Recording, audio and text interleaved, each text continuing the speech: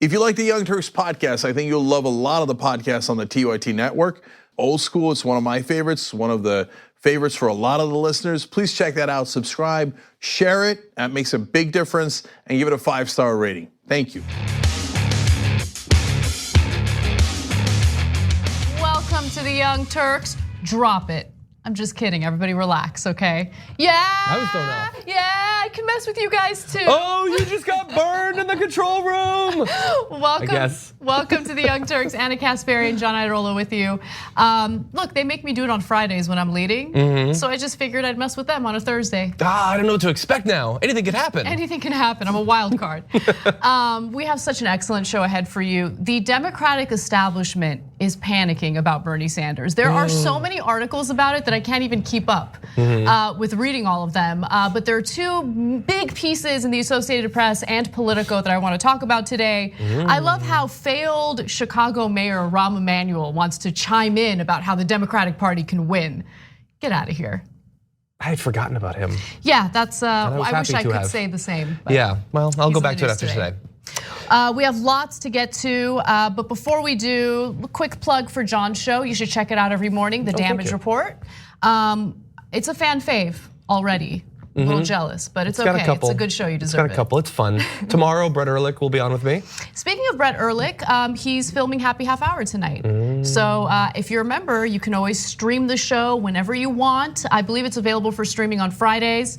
And that's also a great way to kind of get your mind off the serious news that's happening, all the devastating stuff that's happening. But if you're watching this particular show, the flagship show of our network, we're gonna get to the devastating stuff right now. Ready? All right, so. Drop it. A Ukrainian passenger jet crashed shortly after takeoff from Tehran on Wednesday this week. And now there's some suspicion based on intelligence coming from the Western countries indicating that it could have accidentally been shot down by Iran. Now, this is a devastating story, regardless of how this happened, why this happened. About 170 people were on board. 79 of them were Iranian, 63 were Canadian, and 11 were Ukrainian, including 9 crew members. There were also 10 Swedish individuals, 7 Afghans, and 3 people from the UK on as well. So 176 fatalities. People are trying to figure out what's going on. And when the story first broke, it appeared that there was no connection with escalating tensions between the United States and Iran. And remember, Iran had attacked 2 US bases in Iraq using missile strikes, but this passenger jet crashed an hour later. So there was some reason to believe that it had nothing to do with what the Iranians were doing. But now, and I want you to be skeptical because nothing is confirmed at the moment. The story is still developing. Now there are some intelligence officials here in the United States who are arguing that Iran might have accidentally shot it down. So let me give you the details. First, the London-based firm IHS Markit said in a memo that it assessed that the Ukrainian International Airlines Boeing 737-800 was likely to have been shot down mistakenly by the IRGC-operated SA-15 missile. It cited the images circulating on social media that purported to show debris from a Russian-made Tor M1 missile known to be possessed by the Revolutionary Guard scattered near the crash site. Now, that image has been shown all over social media. It hasn't been verified yet, and I feel uncomfortable saying that, oh, this is the missile, it was definitely a missile attack. Again, hasn't been verified, and the Iranians are denying that they did this. Also, I wanna just quickly note, it could not confirm the authenticity of the images, but said it assessed them to be credible. Now, with that said, this is what the images. So if you see this online, just understand that this is not a confirmation that Iran was behind the crash, but you should just know this is what's going on around social media. This is the image that people are looking at. Officials also told US media that they had identified the signature from an Iranian anti-aircraft missile battery being activated shortly before the aircraft crashed into countryside southwest of the Iranian capital, killing all 176 on board. So look, before I get into what we're hearing from the Iranian government, I wanted to get your thoughts, John. Am I wrong to be overly skeptical about what we're hearing from Canada, from the United States, from the UK? Well, I think that you should be skeptical about what in particular. I think there's many things to potentially be skeptical about. There's a lot of potential possibilities. It could be mechanical or non-mechanical. If non-mechanical, it could be an attack. If an attack, it could be a non-state actor or a state actor. If a state actor, it could be the US or Iran or some other body. I think most people were trying to be very responsible the night of the attacks on those two bases. I saw the initial news about the plane, but I think everyone was suspicious because the timing was very suspicious. I mean, the plane had just gone through its maintenance a couple of days earlier. Planes do not frequently crash immediately after takeoff. It does happen. Generally, it doesn't happen right at the site of an interstate conflict. And so people were questioning that, but none of that means that one actor in particular is responsible. Right, so if you're looking for some clarity from US President Donald Trump, have no fears. I have a statement from him about this. He said, someone could have made a mistake on the other side. Some people say it was mechanical.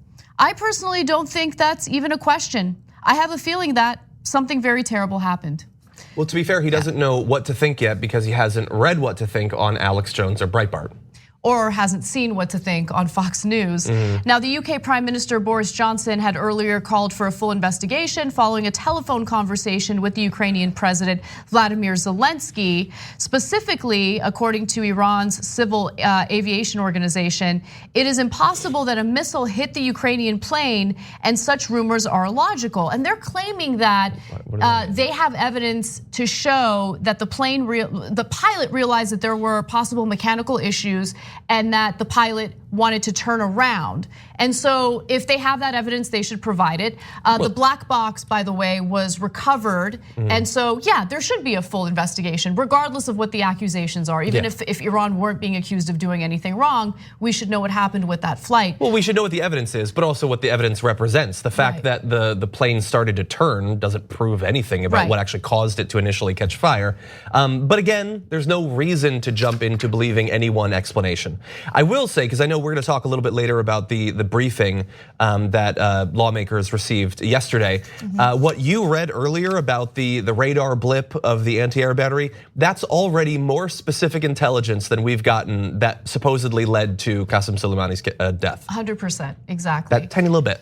But look, if there is reason to believe that these are casualties from Donald Trump's irrational decision to take down Iran's top military general, people should be aware of that. People should understand that there are consequences to military aggression, to any type of conflict that escalates to the point that we experienced over the last week. And one other thing that I wanted to note is that Justin Trudeau felt the need to speak out about this because so many Canadians lost their lives on that plane. So let's hear a quick statement from Trudeau. The news will undoubtedly come as a further shock to the families who are already grieving in the face of this unspeakable tragedy. We have intelligence from multiple sources, including our allies and our own intelligence. The evidence indicates that the plane was shot down by an Iranian surface-to-air missile. This may well have been unintentional. This new information reinforces the need for a thorough investigation into this matter. Canada is working with its allies to ensure that a thorough and credible investigation is conducted to determine the causes of this fatal crash. One of our members, Dell, wrote in and said, good evening, everyone. Sad day. It was surreal watching my Prime Minister Trudeau tell Canadians that the plane that killed 63 of our fellow Canadians and many others was very likely shot down. Heartbreaking and frightening. There is a lot of anger here toward Americans and the Trump administration. I'm an American Canadian. This is very strange times. And I agree with you. And we've been very critical of the Trump administration because there are consequences. Again, we don't know for sure what happened with that plane crash, but regardless, there are consequences to the actions that Trump took. And if this is related to that, I hope that people around the world understand the gravity of military action and any type of military aggression against another country. Well, I happened to see, I was on Twitter before the show started, I saw one of our, Tom Zawacki had tweeted in a tweet from Marco Rubio saying, it's just a matter of time before you start hearing some say that it's Trump's fault that Iran made a mistake and shot down a commercial airliner. So we don't know if the official story that we're hearing right now is accurate, but if it's accurate, they're related. Right. They're certainly not unrelated. When they killed Soleimani and we said they'd created an incredibly tense, dangerous situation, we didn't just mean because Iranian and American tanks could meet on the border. We meant that they created a dangerous situation. Now, is he the most responsible one? No, the person that fired the missile is more responsible. But it is simply nonsense to say that if Donald Trump hadn't decided purely on his own to take out Soleimani, that this would not have happened. That is simply true. That is an indisputable fact. Right. And as we know, the Trump administration did decide unilaterally to take out Iran's top military general, and that has actually caused a rift between Republican senators, which is a huge story today. And so I want to talk about that a little bit, but just keep in mind, there are some people who understand the gravity and the consequences that come along with what Trump did. And we need to take this upcoming election. I know that we already have, but consider all of this as you think about who you're gonna vote for. We need to get him out. We need to get him out. He is irresponsible, he's irrational, he's ignorant, he's hateful, every imaginable thing. And even if, you happen to be a Trump supporter who never bought into the fact that he's a terrible, hateful guy, you have to at least acknowledge the fact that he shoots from the hip, he's overly emotional, he's full of rage one moment and then all of a sudden pretending to be super happy the next. He's completely influenced based on who he talked to last. You never know what he's gonna do next. You can't have someone this ignorant running the country because at some point he could get us involved. I mean, and I want to be very clear about how we covered his address yesterday. No one here is giving him credit for de-escalating anything, okay? What he did could have led to a full-blown war, and he always does this. He always escalates tensions. He did that with North Korea, and then he tries to de-escalate and take credit for that. He gets no credit, okay? He is a dangerous person. He should not be leading this country. Agreed. Yeah, with that said, let's move on to the division among Republicans. This is a fascinating story. Such as it is. Yeah. So, Senator Mike Lee has continued to speak out in frustration in regard to how the Trump administration has failed to provide intelligence to justify the assassination of Iran's top military general, Qasem Soleimani. Now, we showed some of his criticism yesterday, but he just recently went on Martha McCallum's show on Fox News, and here's what he had to say about the briefing. What I'm concerned about is the flippant attitude that they reflected, both with regard to the underlying facts on Friday's attack, and especially as they relate moving forward to any subsequent attack that we might undertake on Iran. That's antithetical to the Constitution, and it's not something that we can countenance. We repeatedly asked them, under what circumstances would you need to come back to us to get authority from Congress before taking an action against Iran? For example, what if you decided that you wanted to take out the supreme leader? Would you, in that circumstance, need to come back to Congress for a declaration of war or an authorization for the use of military force? Astoundingly, they refused to answer that question. I find that simply unacceptable. They kept telling us that there would have been an imminent attack had they not taken this strike on Friday, which again, for purposes of this conversation, I'm willing to assume may well have been lawful. But then when we would ask them, what was the nature of that attack? When and where would it have occurred? By whom would it have been carried out? They refused to answer the question. And they deferred in the same way they would if we weren't in a classified environment, saying, well, we can't talk about that. Well, we were in an underground bunker designed for that very purpose, and they should have told us. I think most people understand your frustration. Actually, most people on the Republican side don't understand Mike Lee's frustration because they've decided to be loyal to Donald Trump regardless of what he does, regardless of how unconstitutional it is. Rand Paul and Mike Lee, and I believe one other Republican lawmaker, have spoken out against the lack of intel. But for the most part, Republican lawmakers are unified in their opposition toward what Mike Lee was saying there. And we'll get to that in just a minute, but I want to give you a little more from Mike Lee. So he said that he was briefed, the senators were briefed by Secretary of Defense Mark Esper, Secretary of State Mike Pompeo, CIA Director Gina Haspel. I mean, this is a list of the worst people. And some of them acting, just to be fair. And General Mike Milley of the Joint Chiefs of Staff. And as you guys know from earlier this week, we gave you a statement from Milley where he just said, yeah, imminent threat, it was an imminent threat. I mean, we didn't know who, what, where, when, but we knew they were planning. I'm paraphrasing, but not by much. And so that does not indicate that there was actually an imminent threat here. And I think what Lee is saying about how, okay, well, at what point does the administration think it's appropriate to notify Congress? And he says that they were unclear about that they couldn't give him an answer. That is a problem, and I'm glad that he's speaking out against it. Yeah, and I guess he says they were unclear about it, but I would argue that they're being very clear about it. He could not come up with a situation extreme enough where they would admit that in that case, yes, they would notify Congress, even up to assassinating the supreme leader of Iran. If they believe that that does not require disclosure, then nothing does. I mean, we're launching 10 nukes at North Korea. Maybe that then, if not the whole taking out the supreme leader thing.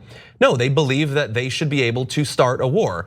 They know that in the Constitution it says that the Congress is supposed to declare war.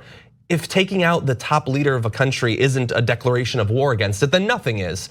And so that's fine. You can believe that the president should be able to do that should be his power, the executive branch should have it. But then you have to forget pretending anymore that you care about the letter of the Constitution or what actually is included in there. If you believe that, no, we have to sort of see how things have developed in our country over our history, and I think now it makes more sense for the president to do that, then fine, then anything is up for grabs philosophically when it comes to the Constitution.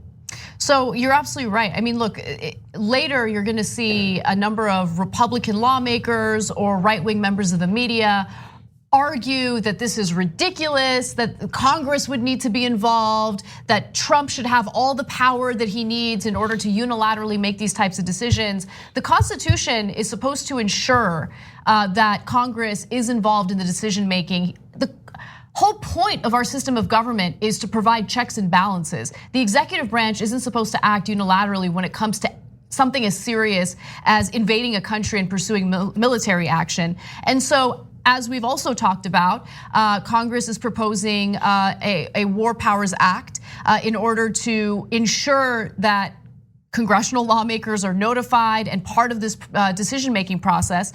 And so Mike Lee has said openly that he plans on voting in favor of that. But what I found interesting was, according to The Hill, officials warned against supporting a resolution curtailing Trump's war powers, saying it would embolden Iran. It's just ridiculous nonsense. And here is Mike Pence, our vice president, justifying the lack of intelligence. Why not, in a classified setting, can our briefers from this administration share what it was, this threat that you talk about, in a classified setting? Well, some of that has to do with what's called sources and methods, Savannah, that if we were to share all of the intelligence, and in fact, some of the most compelling evidence that Qasem Soleimani was preparing an imminent attack against American forces and American personnel, also represents some of the most sensitive intelligence that we have. It could compromise those sources and methods. So look, even in a classified setting. I have tremendous respect for Senator Mike Lee. I recognize he's had a difference of opinion with our administration over self-defense measures the president authorized in Yemen. But look, we'll welcome those debates going forward. But I can assure your viewers that those of us that have seen all the evidence, that saw the evidence in real time, know that President Trump made the right decision to take Qasem Soleimani off the battlefield. America is safer. The world is safer. If Mike Pence, if our intelligence organizations, if the executive branch had concrete intel and evidence justifying that assassination, I have no doubt in my mind that they would share it with the Senate, and that these Republican senators, Mike Lee is not some progressive, okay? He's not some like peace-loving hippie who's like, no, man, I don't want to go to war. That's not who he is.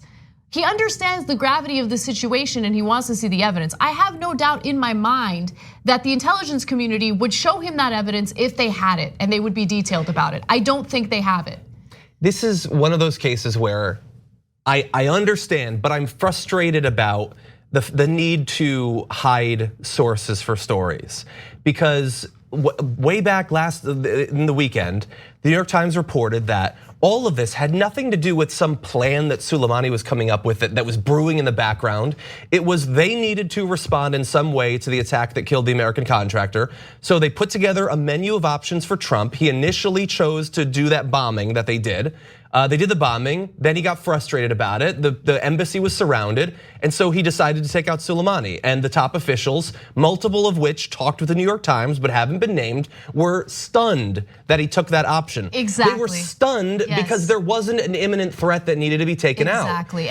But they can't be revealed, and so there's no pressure. What we do know, and based on Trump's own comments after what happened at the embassy in Tehran, he kept repeating that he's not Obama, right? That this isn't gonna be another Benghazi. And so the action that he took in response to what happened at the embassy in Tehran was to prove a point about how he's this tough guy, as opposed to Obama, who Republicans keep saying was weak when it came to what happened in Benghazi. Yeah, and so we have to go through a full another week of this ridiculous back and forth. Right. Oh, do they have the intelligence? Do they not?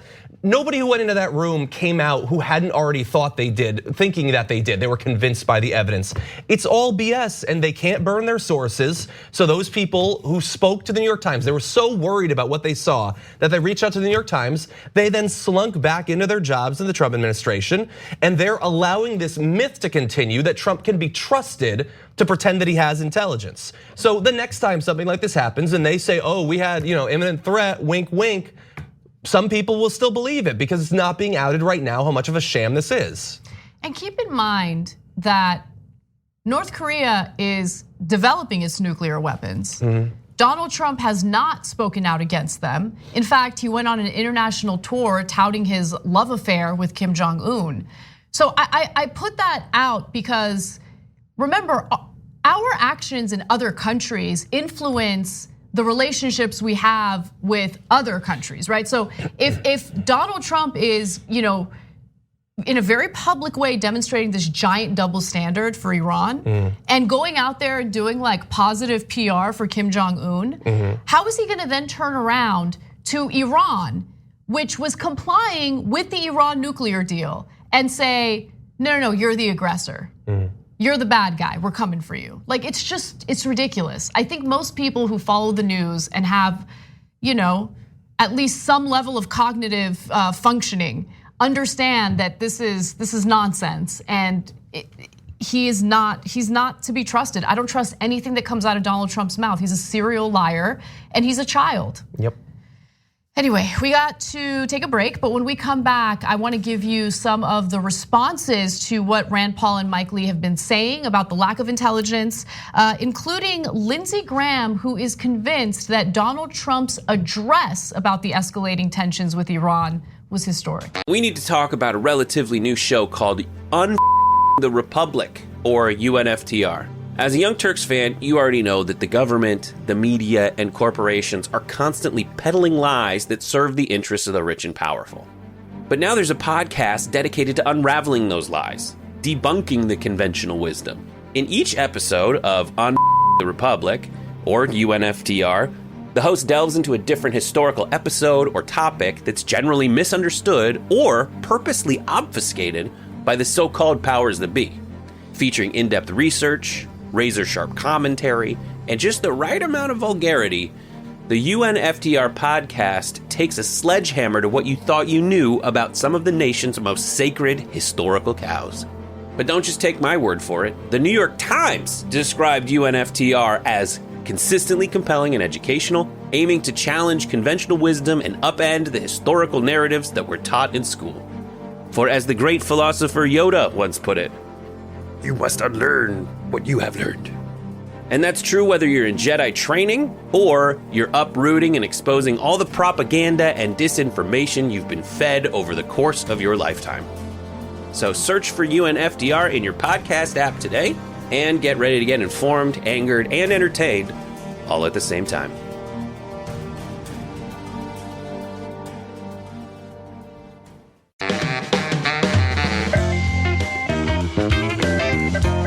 What's up, everyone? Welcome back to TYT. Anna Kasparian and John Iadarola with you. It's a whole new year, so you're probably asking yourself, what can I do to be more financially responsible?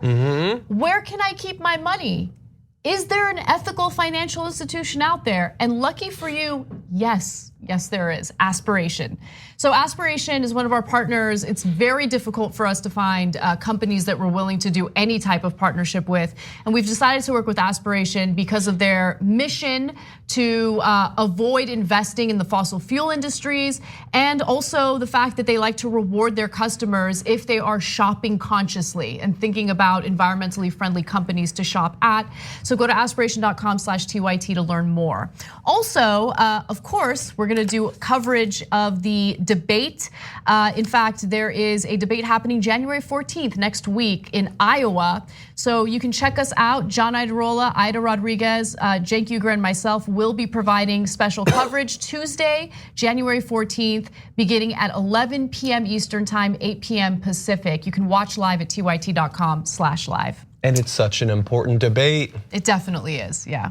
It's about to begin. I'm excited. That last year went by fast.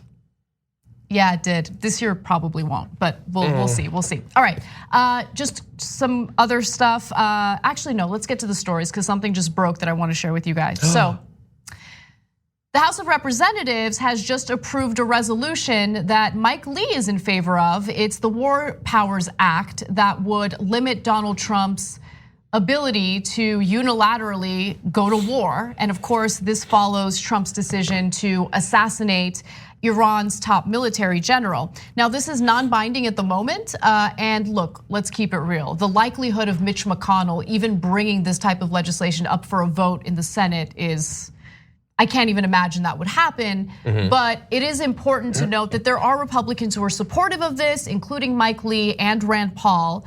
But there are Republicans who are vehemently against it and are speaking out against their fellow Republicans who dare to question Trump and his unilateral ability to go to war with any country he pleases. So first, let's go to Senator Lindsey Graham, who loves going to war and would love the idea of Donald Trump starting another one. Here's what he had to say about Senators Mike Lee and Rand Paul. I think they're overreacting, quite frankly. Go debate all you want to. I'm going to debate you. Trust me, I'm going to let people know that at this moment in time, to play this game with a War Powers Act, which I think is unconstitutional, is that whether you mean to or not, you're empowering the enemy. You can't have 535 commander-in-chiefs. The War Powers Act is unconstitutional. There's only one commander-in-chief. If you don't like the action the commander-in-chief is taking as Congress, you can defund those actions. We have control of the power of the purse. But they're great Americans. But when we get on the floor of the United States Senate in the next couple of weeks and talking about restricting the ability to deal with the religious Nazis in Iran, it will be seen by the Iranians as division at home. I hope we won't do it. Now, the War Powers resolution is not unconstitutional. In fact, I'm gonna go ahead and read you a portion from the Constitution that's relevant to this conversation. Article 1, Section 8 of the US Constitution stipulates that Congress shall have power to declare war, grant letters of marque and reprisal, and make rules concerning captures on land and water, to raise and support armies, and also to make rules for the government and regulation of the land and naval forces. That could mean anything. That's weird. It's weird that he would call it unconstitutional when it's part of our Constitution. Now, the resolution that just passed in the House, I want to give you a few more details about it. As I mentioned earlier, it's non-binding on the president and would not require his signature. But House Speaker Nancy Pelosi nonetheless insisted it has real teeth because it is a statement of the Congress of the United States. I can't believe that she would think that's true. I think that she believes that she needs to pretend that she thinks it's true. And which is disappointing because I think that the situation we find ourselves in almost every way is terrible, and I wish that we weren't there. I wish that Donald Trump had acted differently or not acted at all. But I do think that it has provided an opening. We know that like 2 out of 3 of Americans think that the killing of Soleimani has made the US less safe. I think that we're seeing in the news just today a demonstration of how theoretically we might be less safe. I think that situation, the fact that the people don't want a war with Iran, combined with Donald Trump's speech where he wants to pretend that he's interested in peace and diplomacy, creates an opening where you could put way more pressure on Donald Trump and the Republicans, not just to limit their ability to start a war in the future, but say, okay, if you want peace, if you want diplomacy, we want diplomatic talks by this date. We want you to pull out of the region by this time.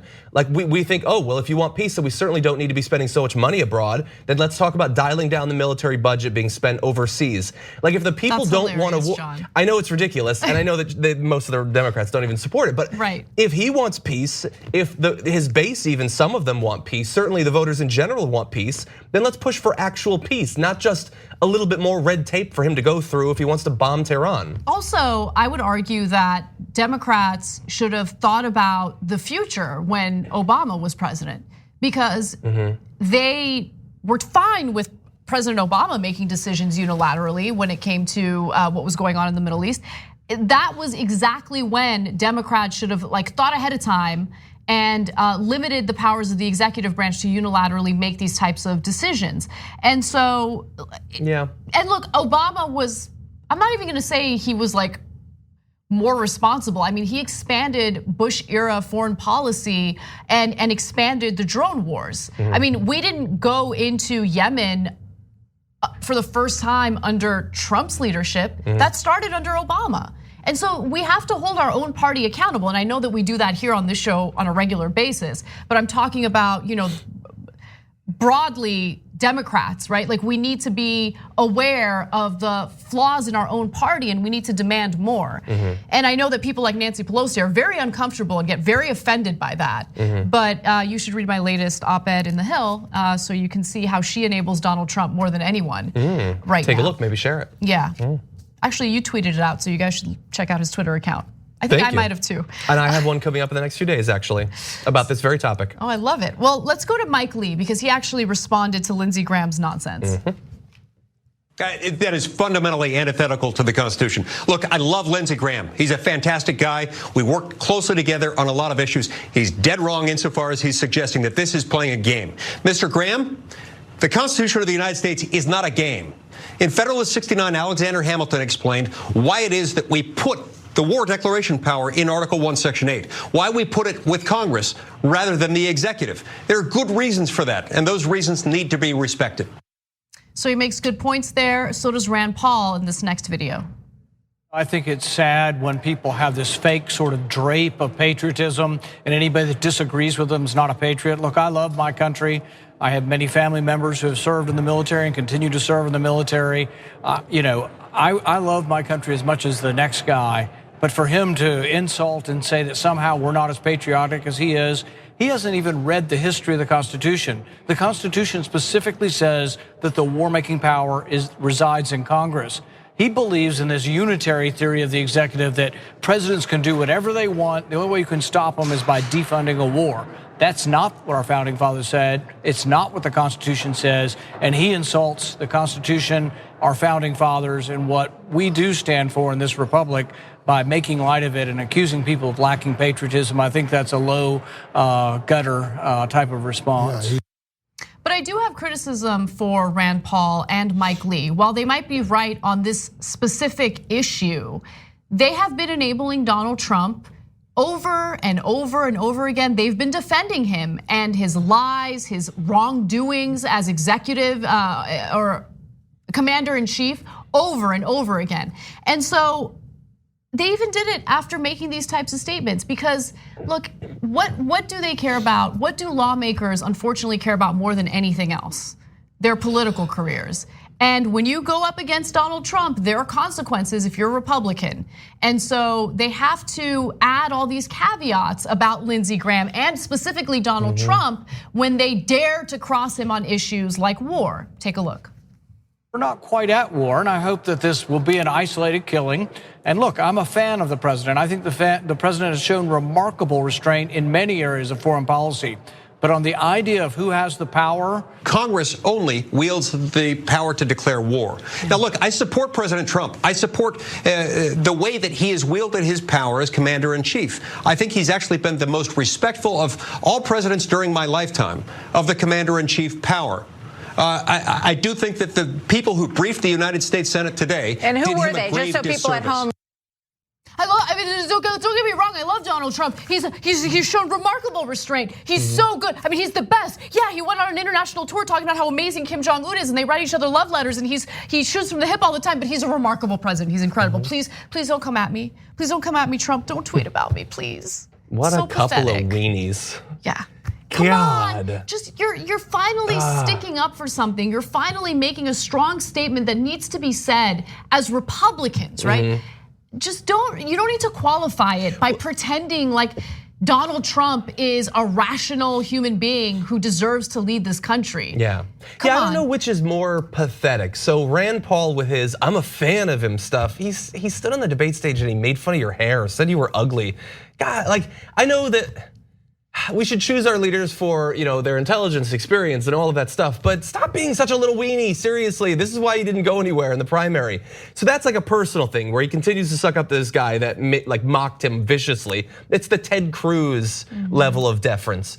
But for Mike Lee, what he wanted to have you believe is he came out of that briefing, he was just red hot mad at how they wouldn't answer any of his questions, and they were clearly hiding things, and he didn't like how they responded to his hypotheticals. But Trump is great. It's just that the people in the briefing, they disappointed me and probably Trump too. Well, who do you think told them what to say? Like, right. you think that they were like, what were they, backstabbing Trump? Trump was like, I want you to go there and tell good Mike Lee everything he wants to hear. And then they were like, screw Trump, we're not telling him anything. No, they don't have anything. If they're lying, it's because they're all lying. But he wants to pretend that I'm pointing it all out. They're clearly hoodwinking the American people, but Trump's good, don't get mad at him. It doesn't make any sense. It makes no sense. They want to have their cake and eat it too. Well, they want to have their cake and not be kicked out of the Republican Party while eating it, basically. Yeah, that's what I mean. Like, they want to hold Trump accountable without really holding Trump accountable. You can't do that. This started by Donald Trump. This entire escalation is Trump's fault. Okay, the lack of intelligence that was cited by Trump is Trump's fault. The intelligence didn't exist. He made a unilateral decision, and then he and his administration tried to make excuses for it or justify it after the fact. That is exactly what happened. They know it, and enabling him in this situation, enabling him in everything else he's done as president, right, enables him to continue acting this way with no consequences. So if you're gonna have a backbone and you're gonna call him out, then do it appropriately, even if it means that you might lose your political career. Because the whole point of having members in Congress represent us is to have leaders represent us. Being a leader is not easy. Being a leader doesn't mean that you do what's beneficial for yourself and your career. Being a leader means that you lead, you do what's difficult, and you do what's principled. And Republicans have shown us over and over again that while they talk about how strong they are and how patriotic they are the biggest cowards in this country because they will bow down to power if it means that they get to preserve their precious career. Yes. All right, so now let's have a little bit of fun. This is an amazing story. Pretty deep. Yeah. Lindsey Graham had a very different take from the rest of the American people when it came to Donald Trump's speech following the escalation of tension with Iran. Now, that speech was a disaster. We covered it. In fact, the speech was such a disaster that words like Adderall began trending on social media. And so get a load of how Lindsey Graham felt about the speech. The president made a very bold decision today to allow things to calm down. This speech will be talked about long after his second term. This is on par with tear down this wall, Mr. Gorbachev. This is resetting the relationship between the world and Iran, just not the United States. The president said there's an evil empire in Iran that's bent on destroying the world, killing the people in Israel and coming after us, and I will no longer tolerate it. So this is on par with Reagan's tear down this wall speech. This is on par with Reagan's tear down this wall speech. Maybe he's only heard 2 speeches? This is insane. And as I mentioned, words like Adderall were trending because his speech was such a disaster that people thought he was on drugs. And I just want to show you another word that was trending, Sniffy McAdderall. That was also trending following Trump's crazy speech. But you know what? Twitter is not the end all be all. Oftentimes Twitter is incorrect about things, right? So I've seen it. Why don't we show our audience some evidence of this remarkable speech, and then you can judge for yourselves. Your campaign of terror, murder, mayhem will not be tolerated any longer. It will not be allowed under my leadership. Our economy is stronger than ever before, and America has achieved energy independence. These historic accomplishments change. Tolerated. And then the reason why people thought he was on drugs is because he was acting like he was on drugs.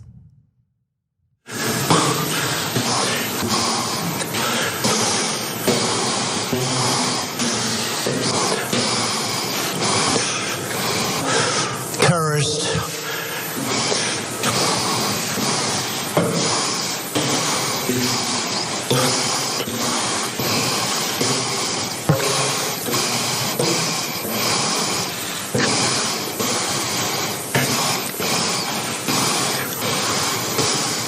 Tolerated.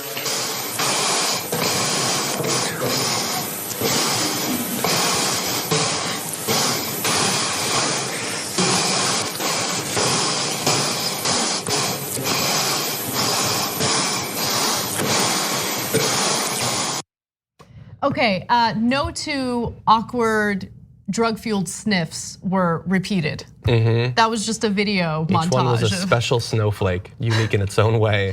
And by the way, so yesterday when we were covering the story, I mentioned how Adderall was trending. And Adderall, of course, is a prescription drug that you take orally. But I forgot that some people actually do crush it up and snort it.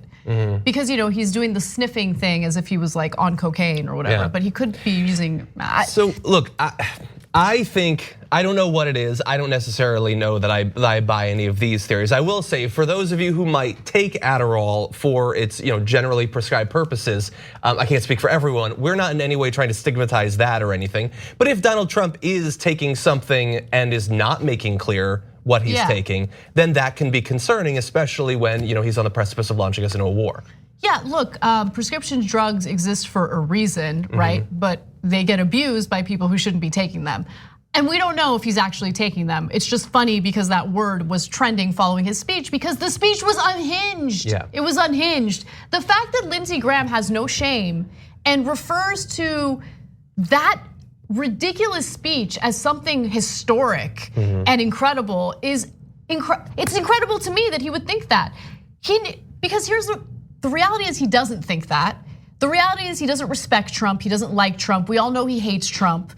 Even now, every once in a while, he'll throw out a little jab at Trump and make it clear that he thinks Trump is a complete and utter moron. But what Lindsey Graham cares about more than anything else is remaining relevant. In fact, he admitted so much during an interview with The Daily, the podcast for the New York Times.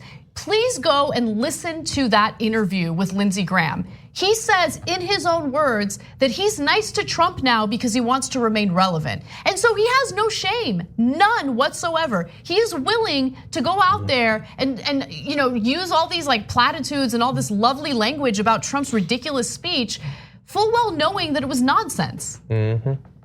It's sad. Sad. All right. Maybe. Do Democrats love terrorists?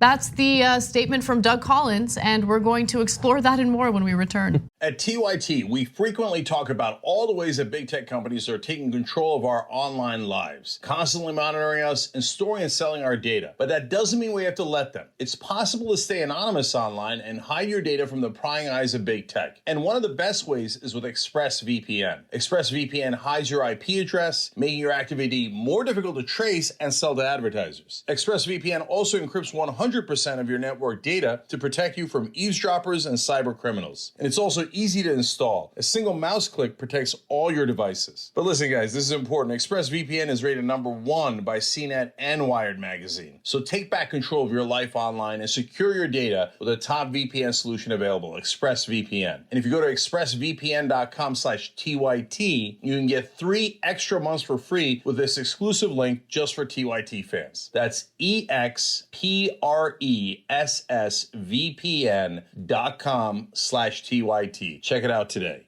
We hope you're enjoying this free clip from the Young Turks. If you want to get the whole show and more exclusive content while supporting independent media, become a member at tyt.com/join today. In the meantime, enjoy this free segment. What's up, everyone? Welcome back to TYT. Gabriella writes in from our members section and says, whatever else I think of Mike Lee, he's one of the few Republicans in Congress right now who recognizes that Trump will not be around forever, and the GOP needs to have actual principles, but I wonder if he'll soon be joining Justin Amash. I wouldn't be surprised. I mean, they shun Republicans who speak out against Trump all the time. War is over if you want it says the intelligence doesn't exist is the best description on Trump ever. I know, I purposely worded it that way. I'm glad people caught it. Yes. Now for some TYT lives. This is on Twitter, so use that hashtag if you're not a member and you want to see your comment read. Bearded progressive. You're not the only one bearded these days. Justin Trudeau with that stubble situation going on. Hey, Rand Paul finally woke up, and real Donald Trump has been taking it. I don't know, can we say this word on camera? Let me see. Yeah, we can say that. Yeah, I think so. Has been taking a huge doo-doo on the US Constitution. That's literally what it says. Since he said oh, that's not what it says. And Orpheus says, how did those two survive into adulthood? Yeah. I also saw, I think I'm a derpy dragon tweeted, Luke, I am your president for the sniffing. I appreciate that, thank you. I don't know what that means, okay. I'm kidding. Have you seen any of the Star Wars movies? I have, yes. Okay. All right, so let's talk about other crazy Republicans. Republican Representative Doug Collins, the top Republican lawmaker in the House Judiciary Committee, accused Democrats of loving terrorists during a recent interview on Fox News. Take a look. Nancy Pelosi does it again, and her Democrats fall right in line. One, they're in love with terrorists. We see that. They mourn Soleimani more than they mourn our Gold Star families, who are the ones who suffered under Soleimani. That's a problem. So there you have Representative Collins defending Trump's decision to unilaterally assassinate Iran's top military general, Soleimani. And that, of course, led to ramifications, consequences. It's a bad idea to allow the executive branch, especially with a leader like Donald Trump, to unilaterally make these types of decisions. And so Democrats have been critical of what Trump did. And there have been some Republicans who have been critical as well, including Mike Lee and Rand Paul. And so the common strategy that you'll see from these warmongers is these people hate America, they don't support our troops, and this is my favorite, they love terrorists, okay? So no one has said that Soleimani is a good person. No one said that we should treat him as if he should join the Gang of Seven or whatever. Like, no, none of that, okay? Soleimani's a bad guy. Everyone had to, share that caveat, but it's not about whether he's a bad person or not. It's about whether there was any strategy behind what Trump did and whether he even considered the consequences of taking out Iran's top military general without any congressional authorization. And what I also find interesting is that this whole notion of not respecting Gold Star families. You know who didn't respect Gold Star families? Donald Trump. Here's a video of him in 2016 after he went after the Khans, okay? The family who lost their own son as a result of our unending wars. Take a look. His son, Captain Humayun Khan, was killed serving in Iraq, and he had some very tough questions for you. He said you wouldn't have even let his son in America. He doesn't know. He doesn't know that. I saw him. He was, very emotional and probably looked like a nice guy to me. His wife. If you look at his wife, she was standing there. She had nothing to say. Maybe she wasn't allowed to have anything to say. You tell me, but plenty of people have written that.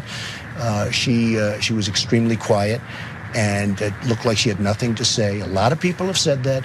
He said you have sacrificed nothing and no one. Well, that sounds, who wrote that? Did Hillary's script writers write it? How would you answer that, Father? What sacrifice have you made for your country? I think I made a lot of sacrifices. I worked very, very hard. I've created thousands and thousands of jobs, tens of thousands of jobs. I think those are sacrifices? Oh, sure. I think they're sacrifices. He went after Senator John McCain, who was a prisoner of war and refused to abandon his soldiers when he had the ability to leave. I mean, Trump is everything that these Republican lawmakers accuse Democrats of. I mean, he made excuses for the Crown Prince Mohammed bin Salman, who ordered the murder of a US resident and Washington Post reporter, okay, Jamal Khashoggi. And so, isn't that terroristic? Yeah, and look, nobody loves terrorists. So stupid. We can disagree about whether one side or another, or one faction inside of one side or another, whether their strategy is more or less likely to succeed. We can do that. But as dumb as I think most of these Republicans are, and as counterproductive as I find most of their ideas and military strategy, I don't think that they're doing it because they love the other side. This is what you get when one party decides we're going to elect people to office that are no better or more moral or intellectually serious than one of our fans who replies to our tweets effectively. That thing that he said, I've seen tweeted at Ilhan Omar a million times over the past couple of days. And that's what you have. Fox News, I didn't see, we cut the video off. I assume they had a lot of harsh questions making him back up what he just said. No, probably not. No, because he has a safe space that he gets to go on Fox News and launch bombastic comments. Remember when Ilhan was getting in trouble for things that she said? How is he not being censured by the House for that comment, asserting that not just one individual on the other side, but all of them, the majority of the House of Representatives, the majority of the people that America has elected to represent them, all love terrorists. But there's no consequences. Well, we know that Donald Trump loves dictators. We know that he's willing to go on international tours to tout his relationship with these types of people. If you forgot, I'd love to remind you. Really, he's got a great personality. He's a, funny guy. I like him, he likes me. I guess that's okay. Am I allowed to say that? Am I allowed to say that? He's a very smart guy. He's a great negotiator. Very few people at that age, you can take 1 out of 10,000 probably couldn't do it. I think he liked me and I like him. And the interesting, when I did it and I was really being tough, and so was he, and we would go back and forth, and then we fell in love, okay? No, really. He wrote me beautiful letters, and they're great letters. We fell in love. So that's Donald Trump talking about his love affair with Kim Jong-un, who literally murders his own people, murders his own family members. Not 1 in 10,000 could murder his people the way he does. Donald Trump is complete and utter garbage. And he is everything that Republicans claim Democrats are, right? He is everything that Republicans claim they're against. He represents everything that this country should be embarrassed about, honestly. He's ignorant, he's irrational, he's childish, lacks any intellectual curiosity.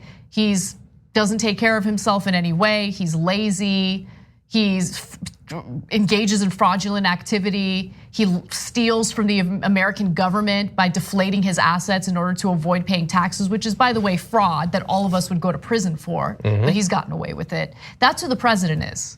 The most unpatriotic, the most ignorant person to ever sit in that office. It's disgusting.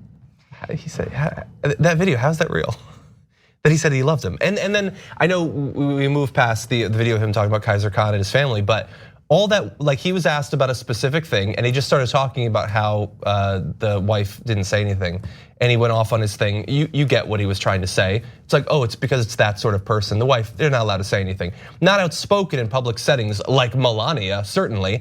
But no, that's all it was I'm being criticized because I'm attacking the family that lost their son in war. Their son, who's a soldier. And so I'm just gonna start saying stuff that makes it clear to the people watching that I hate this culture, because I know that my fans also hate and fear and suspect this culture. And that answer was nothing but identity politics. Dark, cruel identity politics. It's lack of virtue signaling to his audience. That's all it was. That's exactly right. Dr. Chaos MD from our members section, by the way, you can become a member by going to tyt.com/join, writes in and says, realistically, the US is the largest purveyor of terrorism across this planet through the use of our military, sanctions, intelligence apparatus, etc. Therefore, the most jingoistic among us are the true lovers of terrorists. And I wanna just note, look, economic sanctions, and I apologize for not making this clear in our coverage yesterday, that is a form of warfare, right? Mm-hmm. That is economic warfare against a country. So it's used to coerce a country to do what we want them to do, and that's exactly what's happening with Iran right now. Yeah, and also understand, I know this is gonna seem a weird aside, we define things in weird ways, but the economic sanctions, also to some extent, the tariffs that he's setting up are effectively sanctioning supposedly China, but really our own consumers and producers in a lot of different industries. That's right. And so to the extent that they are effectively economic tools of war, he's perfectly willing to deploy them against his own people. Absolutely. All right, we got to take a break. When we come back, we have more news for you. We're going to start our second hour, and in that hour, we'll talk a little bit more about the Democratic primary, including establishment Democrats panicking about Bernie Sanders. Thanks for listening to the full episode of the Young Turks. Support our work, listen ad-free, access members-only bonus content, and more by subscribing to Apple Podcasts at apple.co/TYT. I'm your host, Cenk Uygur, and I'll see you soon.